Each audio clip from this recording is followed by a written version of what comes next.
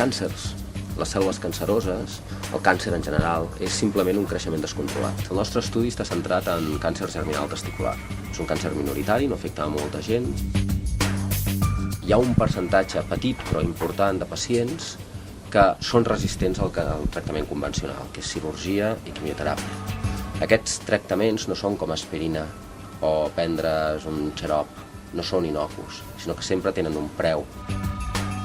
Per tant, si nosaltres podem estalviar-li aquesta part a un pacient perquè sabem que no li funcionarà la quimioteràpia, tant millor. El nostre objectiu era, per una part, intentar identificar, si teníem alguna manera per identificar, aquells pacients que eren resistents. La segona part de l'estudi és la que jo dirigeixo directament, que és buscar alternatives terapèutiques que es puguin donar a aquests pacients resistents.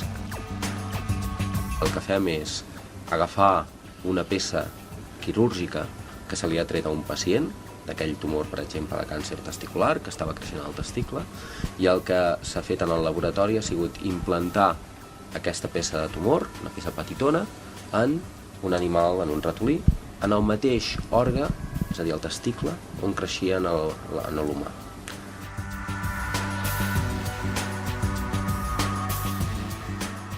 Hem convertit un tumor únic en un pacient en un model d'experimentació en el qual això nosaltres ho podem implantar en diferents animals i assajar, per exemple, nous tractaments. Nosaltres, el nostre equip, el que fa és estudiar l'angiogènesi tumoral, és a dir, com els tumors atrauen, per poder seguir creixent de manera descontrolada com fan, atreuen vasos sanguinis que els hi porten oxigen i nutrients.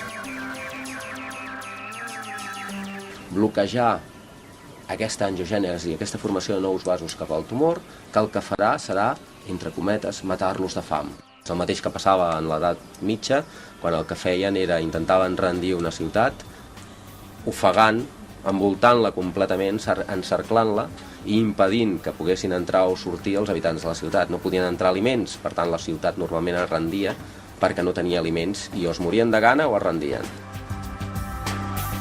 Respecte al tractament antiangiogènic, el que hem vist és que tractant aquest model preclínic amb animals de laboratori, amb càncers germinals testiculars, amb un antiangiogènic, aquest antiangiogènic és efectiu. Els nostres resultats amb aquest model preclínic són un primer pas perquè es pugui fer un assaig clínic amb un antiangiogènic amb aquests pacients resistents a la quimioteràpia afectats de càncer germinal testicular.